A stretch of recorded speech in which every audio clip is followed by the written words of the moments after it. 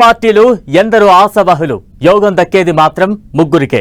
అందుకే పెద్ద సభకు వెళ్లే ఆ అదృష్టవంతులు ఎవరనేది కూటమిలో హాట్ టాపిక్ గా మారింది.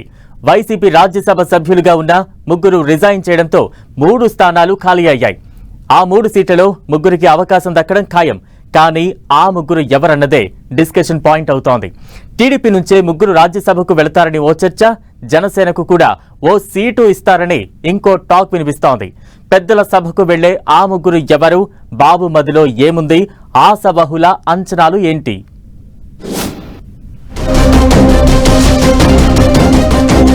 ఏపీలో ఖాళీ అయిన 3 రాజ్యసభ సీట్లకు ఉప ఎన్నిక.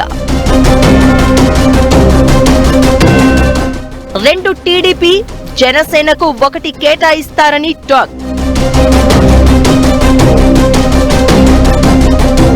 జనసేన కోటాలో నాగబాబుకు యోగ్యం దక్కనుందా? ఏపీలో ముచ్చటగా 3 రాజ్యసభ సీట్లు ఖాళీ అయ్యాయి. ఈ 3 వైసీపీ గెలుచుకున్నవే. ఫ్యాన్ పార్టీ నుంచి ప్రాతినిధ్యం వహిస్తున్న మోపిదేవి వెంకటరమణ, బీద మస్తాన్ రావు, ఆర్ కృష్ణయ్య రాజీనామా చేయడంతో 3 సీట్లకు బైపోల్ వచ్చింది. అసెంబ్లీలో ఎమ్మెల్యేల బలం ఉన్న కూటమి ఈ 3 రాజ్యసభ సీట్లను దక్కించుకోవడం పక్కా. అయితే కూటమిలో 3 పార్టీలు ఉండడం, 3 రాజ్యసభ సీట్లు ఖాళీగా ఉండడం ఆసక్తికరంగా మారింది. ఆ ముగ్గురి రాజీనామాతో ఖాళీ అయిన 3 సీట్ల కోసం కూటమిలో ముఖ్యంగా టీడీపీ నుంచి ఆశావహులు భారీగా ఉన్నారు. పలువురు సీనియర్ నేతలు రాజ్యసభ స్థానం కోసం ఎప్పటి నుంచో వేచి చూస్తున్నారు. మోపిదేవి వెంకటరమణ రాజీనామాతో ఖాళీ అయిన స్థానం ఇంకా 20 నెలలు మాత్రమే మిగిలి ఉంది. బీద మస్తాన్ రావు, ఆర్ కృష్ణయ్యల రాజీనామాతో ఖాళీ అయిన స్థానాలు మాత్రం 3 సంవత్సరాల పైన కాలపరిమితి ఉంది. ఈ ముగ్గురిలో బీద మస్తాన్ రావుకు మళ్లీ అవకాశం ఇస్తారని ప్రచారం జరుగుతోంది. అయితే ఎమ్మెల్సీ పదవి కోసం వెయిట్ చేస్తున్న కొందరు నేతలు కూడా ఇప్పుడు రాజ్యసభ ఉప ఎన్నికల షెడ్యూల్ రావడంతో వీటికి కూడా ట్రై చేస్తున్నారు. మాజీ కేంద్ర మంత్రి అశోక గజపతిరాజు, మాజీ మంత్రి యనమల రామకృష్ణుడు, చివరి నిమిషంలో టికెట్ వదులుకున్న మాజీ మంత్రి దేవినేని ఉమా వంటి నేతలు రాజ్యసభ రేసులో ఉన్నారు. కడప జిల్లాకు చెందిన నేత, టీడీపీ పొలిట్ బ్యూరో సభ్యుడు రెడ్డెప్పగారి శ్రీనివాసరెడ్డి కూడా పెద్దల సభకు వెళ్లాలని ఆశపడుతున్నారు. మాజీ రాజ్యసభ సభ్యులు కనకమేడల రవీంద్ర కుమార్, కంభంపాటి రామ్మోహనరావు తాము పార్టీకి చేసిన సేవలను గుర్తించి అవకాశం ఇవ్వాలని కోరుతున్నారు.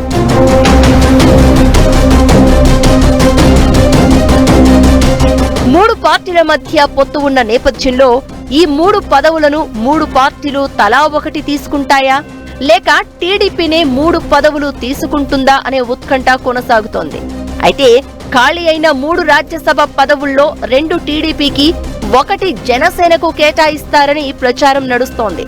సైకిల్ పార్టీకి దక్కే ఆ 2 సీట్లలో 1 మాజీ మంత్రి అశోక్ గజపతిరాజుకు ఇస్తారని తెలుస్తోంది. ఆయన పార్టీ ఆవిర్భావం నుంచి టీడీపీలోనే కొనసాగుతున్నారు. తెలుగుదేశం అధికారంలోకి వచ్చిన ప్రతిసారి మంత్రి అయ్యారు. 2014లో మాత్రం కేంద్ర మంత్రి అయ్యారు. ఈ ఎన్నికల్లో ఆయన పోటీ చేయలేదు. అందుకే ఆయనను పెద్దల సభకు పంపిస్తారని అంటున్నారు. గుంటూరు మాజీ ఎంపీ గల్లా జయదేవ్ను రాజ్యసభకు పంపిస్తారని కూడా టాక్ వినిపిస్తోంది. 2014-2019లో గుంటూరు ఎంపీగా గెలిచిన గల్లా జయదేవ్ వైసీపీ పాలనలో ఇబ్బందులను ఫేస్ చేయడంతో ప్రత్యక్ష ఎన్నికల్లో పోటీకి దూరంగా ఉన్నారు. ఆయన సూచించినట్లుగా గుంటూరు పార్లమెంటు స్థానం నుంచి పెమ్మసాని చంద్రశేఖర్ కు టికెట్ ఇచ్చింది టీడీపీ.